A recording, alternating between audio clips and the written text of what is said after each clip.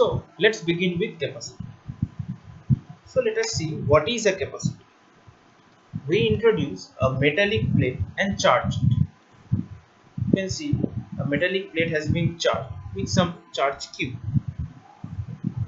To understand how much it is charged, we can use a gold foil or a gold leaf. So with its divergence of the leaf, we can measure how much it has been charged. Now if we further increase the charge, the divergence will increase, which shows that it has been charged more. Now after adding some amount of charge, the plate will stop charge because it has been saturated now. So we have connected with some kind of source plus charge, and now the charge plate is saturated with its charge. So hence we introduce a second neutral plate. With the introduction of second neutral plate, due to induction, opposite charges will arise on the above surface of the plate, and hence positive charges will arrive to keep the plate neutral at the bottom of the plate. So as you can see here, negative charges lies on the above surface of the plate and the bottom surface lies with the positive charge, so to keep the charge neutral. Now still it will not increase the capacity of the system because of there is a positive charge and there is a negative charge out here, which forms an electric field which opposes the cause for which it is being charged. I'm gonna explain it later on how it opposes. Just for now, keep in mind that it opposes the cause. So hence, how to increase it? Thus, to increase its capacity, we ground the plate, and as we ground the plate, now the plate is fully negatively charged and all the positive charges has gone to the ground, and hence now it will again start charging, and in this way we can create a system which has a capability to charge itself to sufficient amount which will be useful for us in other electrical appliances, and thus we create a capacitor. So coming down its definition, it can be defined as a passive electronic device that stores electrostatic field. So it comprises of two oppositely charged plates, and this kind of device is normally used for tuning of signal. Now what is tuning of signal? Just for a simple example, keep in mind in FM radio we tune the regulator to catch hold the perfect signal to listen the stations. So we tune it little bit up and down just to get the perfect frequency.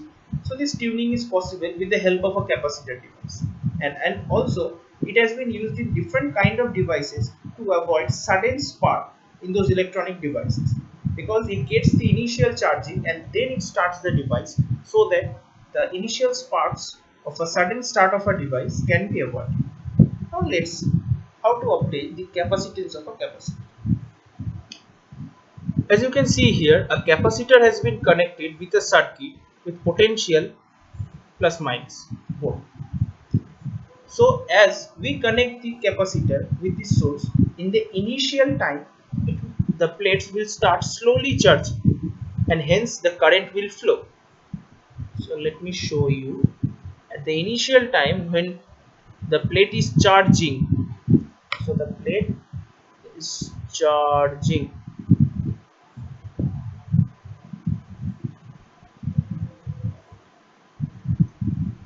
plate is charging, and hence the current will flow. But does one question come in your mind that there is a gap which comprises of air? So how does it possible that current travels from air? It is possible due to some kind, we can say, of change in electric field, because as slowly the plates are getting charged, the electric field in between this region, this air containing region, is slowly changing, and hence it allows the flow of the current. We will later study in detail about how this electric field changes and what kind of current does it produce so that it flows all through down the wires. Now it will go on charging until the plates become saturated, and hence the current will stop flow when the capacitor is fully charged. As you can see, this red marks now stops flowing because the capacitor is fully charged. So hence we come down to a conclusion that the potential difference across the plate means in the point 1 and 2, the potential difference V12 must be proportional to the charge Q accumulated in the plates. So as I have making stating that when the plates are saturated means the optimum capacity of charge has been achieved by the plate, it will stop charging by itself and the current will stop flowing. So hence I can say the potential difference that is obtained across the plate will be proportional to the charge that is contained within the capacitor. So we can consider Vc equals to Q, where C can be said as proportionality constant, or we can say it as the capacitor.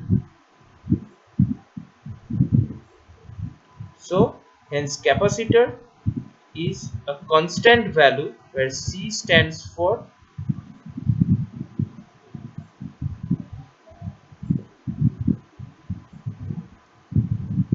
Q by V.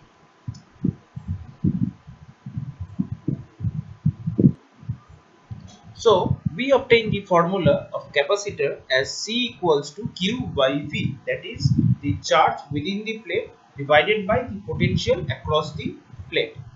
We must keep in mind, if we vary the potential then the charge will also vary just to keep C as constant.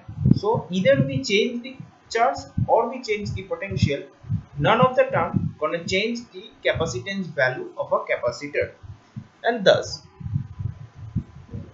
you can see here that a real capacitor has been placed, which in real looks like a cylindrical in shape, but in general we normally use a parallel plate capacitor. A parallel plate is there inside that cylindrical capacitor, but in general when you can see in a fan or in other electronic device, you will find a capacitor like device which is just cylindrical in shape with two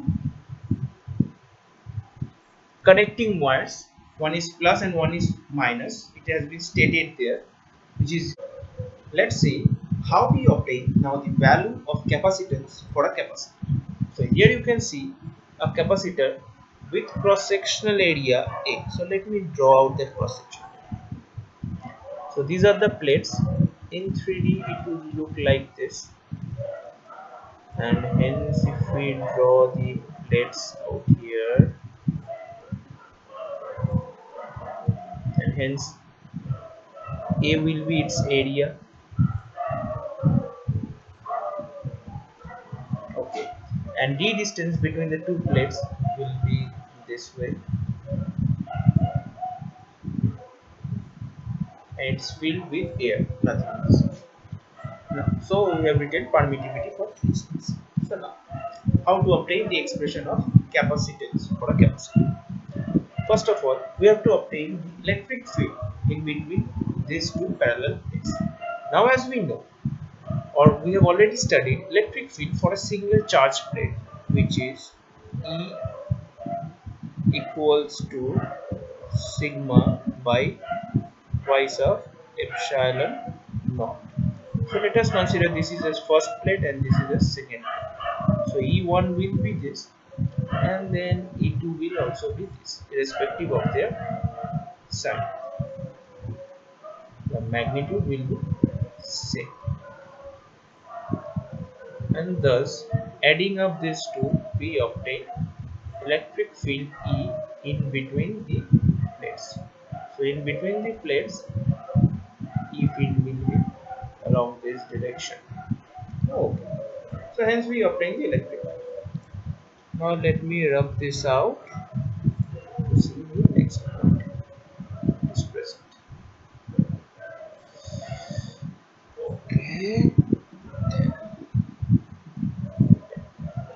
And now we have to calculate the surface charge density, which is also very easy. So sigma equals to q by a. It's very easy to know that q charge will be within the plane and cross-sectional area of the area of the plane. And hence we replace it into the electric field expression and we obtain this kind of expression for electric.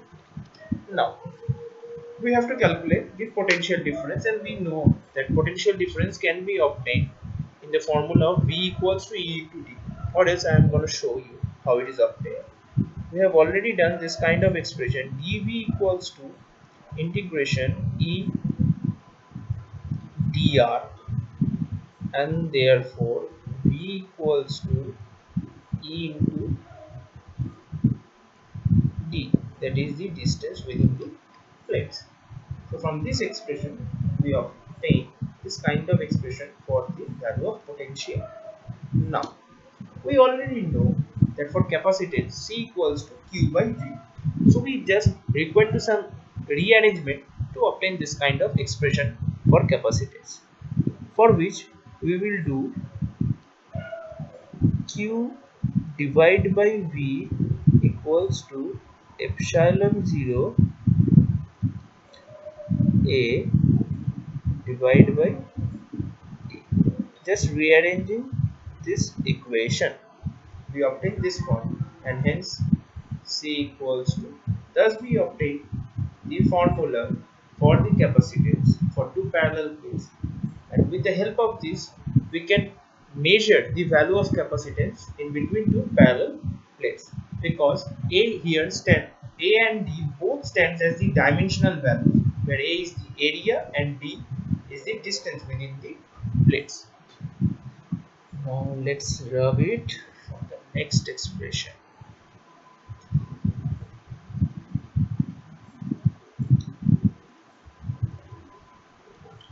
Now the SI unit for capacitance is farad. So it is measured in farad. In general, we use capacitor in a value in the range of 10 to the power minus 6 of microfarad to nanofarad 10 to the power minus 9. Okay. And now, with introduction of something materialistic within the capacitor plates, we can increase the value of capacitance within those plates. That material is named as dielectric slab. So here we have just introduced a dielectric slab of the length d, just slightly touching the plates. So hence with the introduction of this kind of plate, it gonna increase the capacitance of that capacitor. If you look into the expression that has been written, is written as C equals to epsilon m a d. So now let me calculate it with another color. So as we know, epsilon m can be written as k into epsilon 0. We have done it earlier, where k is the dielectric constant for any medium. So this dielectric slab can be considered as any material medium or any dielectric material medium is placed. So with the inclusion of this kind, we can see that the capacitance value will increase by k times within the plates, by k times, and thus with the introduction of dielectric slab the capacitor value increases.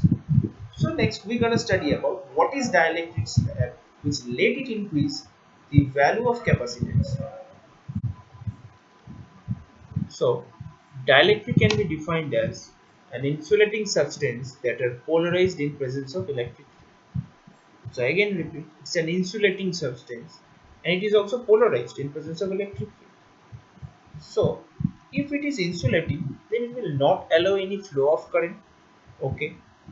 And if it is insulating, what is the substance that is present inside that it polarizes, and how does it even polarizes? So the substance is dipole, or the molecular dipole moments that are present within those dielectrics. It sounds a little bit confusing. So let's dive into dielectrics and find what are those dipoles that are present in these dielectrics and how it gets polarized. In terms of polarity, molecules can be divided in two different ways. One is nonpolar, another is polar. So what is a non-polar? When the center of positive and negative charges coincides, then it is known as a non-polar. Like for hydrogen, oxygen, this is like hydrogen. So these are two similar atoms and hence they cannot be any polarity. But in case of carbon dioxide or CCl4, you can see there is a polarity, but still the net polarity is zero. So like for carbon dioxide, the polarities are in opposite direction and hence they cancel.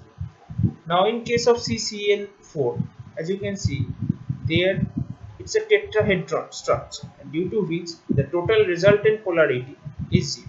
Like all these three cases, for the bottom three cases, 1, 2, 3, the net resultant is acting downward and hence this cancels out. Let me use another kind of color. This cancels out this above directing dipole and thus it gets cancelled. So these are the dipoles that are generated due to the negative and the positive charge centers that are presented within the molecules, but due to their structure such that their net dipole moment is zero for nonpolar molecules. But for polar molecules where the center of positive and negative charges are separated by some distance without any presence of electric that we have to keep in mind. In this non-polar kind, there was also no presence of electric field, normal state, and in polar kind also there is no presence of electric field, but still the dipole exists. So they have a permanent dipole due to this asymmetric charge distribution. So here we can find a positive and a negative charge center due to the presence of which the dipole is present. Similarly, for the structure of water also, we can see due to the presence of lone pair out here, a negative charge and a positive charge is present. You can, if you zoom into it, you will find that it is delta plus and delta minus. So the net dipole moment is acting upward. So as you can see here, it is written slightly negative pole, slightly positive pole, and thus the net dipole moment acts up. So hence this kind of molecule is polar. Now later further in the video, you will see that nonpolar molecules will be stated as a sphere where both the positive and the negative charge centers are present at a time, as per the definition.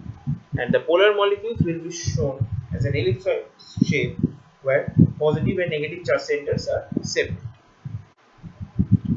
In absence of electric field, nonpolar molecules doesn't show any polarity, as we have already stated, because the molecules have coincided plus and minus charge centers, and thus the net dipole moment is zero, as you know. But for the polar molecules, though the dipole moments are present due to the presence of polar molecule, but still the net dipole moments stand out to be zero because all the dipoles, as you can see here, are randomly directed. So it may be directed along any direction and hence the net dipole moment is zero. But now in presence of electric field for the non-polar molecule, as the electric field appears along this direction due to the plus charge along this side and negative minus charge. Now the charge center distributes itself. The plus charge center slightly move towards the negative side and the negative charge center slightly move towards the positive side, which leads to production of induced electric dipole. So as you can understand, this induced electric dipole, which is only possible for the non-polar case because earlier it was its dipole moment was zero. The induced electric dipole is directly proportional to the electric field and thus we obtain the expression as P equals to epsilon naught alpha E, where alpha stands for the atomic polarizability of this dielectric substance. The dimension has been written as LQ format, so you can check down what will be the dimension. But for the polarized molecules, it will only try to align itself along the direction of the electric field. As you can see here, earlier it was more randomly directed. Now most of the dipoles are trying to align itself along the direction of the electric field.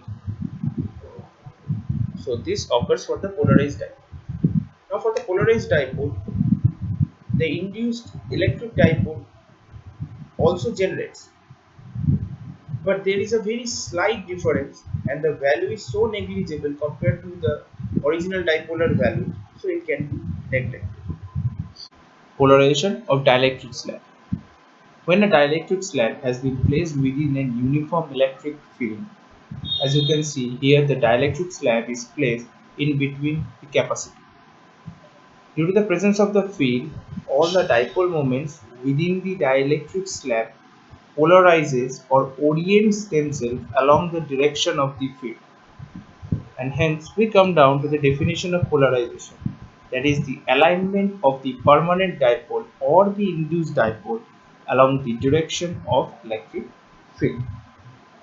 So now, as you can see here, that the electric field that is applied due to the capacitor, the charge of the capacitor is E along this direction. But as the dipoles are oriented along the direction of the electric field, hence the electric field that is applied, that is generated by the orientation of the dipole EM, is oppositely directed. We will come down to the topic how a dielectric increases the strength of a capacitor, or it increases the capability of a capacitor to acquire more charge. But before coming down, let's see how the polarization of a dielectric can be measured. It is measured with the help of a vector called polarization vector, and the value stands for dipole moment per unit volume. So the polarization vector can be measured as dipole moment is Q into D and then divided by the volume V. So for this case of dielectric slab, we can calculate as charge into d distance as the thickness of the slab, and let us consider there are capital N as the number density of the dipole moments, that will be small n divided by V. So if we directly product the number density, we will be obtaining the total dipole moment, along with we will be obtaining the polarization vector. So if we directly multiply n, that is the number density term, so we will be getting small n q d divided by v. Hence polarization can be mentioned as capital N q d. We just directly replace small n by v, where small n stands for the number of dipole moments within the slab and v is the volume of the dipole. Then, as we know that due to induced dipole, the dipole moment is directly proportional to the electric field. For those cases, we can write it as n alpha epsilon naught E. This is only for those induced dipole moment case. Induced. Okay. Now, we also know that polarization has a relation with the surface charge density. Let's see how. So, for P stands for Q into X divided by any volume. So, a volume can be replaced as Q into X as area into X, maybe the length of the dielectric slab, and thus we can obtain sigma. So in form of magnitude, we can say the polarization vector is also the surface charge density of the dielectric slab. Hence, the relation between polarization vector, so we observe that polarization vector P is proportional to electric field, and thus removing the proportionality constant, we obtain that polarization vector is equals to chi epsilon naught E, where chi is defined as the susceptibility of dielectric constant. So what is this electric susceptibility of the dielectrics? It describes the behavior of the dielectric sample. Greater the value of chi, that means the greater will be the polarization of the dielectric sample. It is the strength of the dielectric sample, and moreover it depends on the nature and structure, molecular structure of the dielectric sample, depending on which the dielectric constant varies. Now let's study how introduction of dielectric sample increases the capacitance of a capacitor. So as you can see here, a dielectric slab has been placed and it's polarized. So let's see the total electric field or the electric field applied E0 is along this direction, and the polarized field EM will be along this direction. Now, so total electric field E equals to E0 minus EM. Now we replace EM with the formula sigma by epsilon naught, that is using the surface charge density. So this term is the surface charge density for the dielectric sample.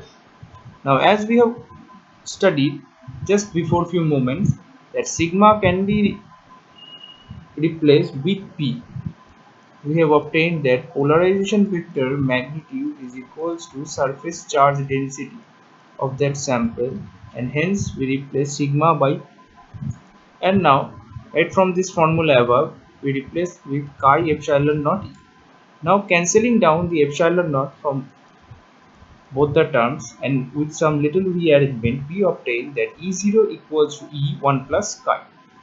And moreover, we already know if we introduce any kind of dielectric, then the electric field strength changes in this way, and hence we obtain the expression that K equals to 1 plus chi. So this is a relation between the dielectric constant and susceptibility of the dielectric substance. So from this expression, we are pretty sure that E0 electric field will be greater than E. That is, the electric field generated due to the supply of the voltage V will be greater than the total of the net electric field that is present due to the presence of dielectric slab within the capacitor. So now we observe that E0 electric field is greater than the net electric field. Hence we can replace it as V0 into D, that is the distance between the plates, will be greater than V into D. But V0 is the applied voltage due to battery, and this is the voltage across the capacitor plates.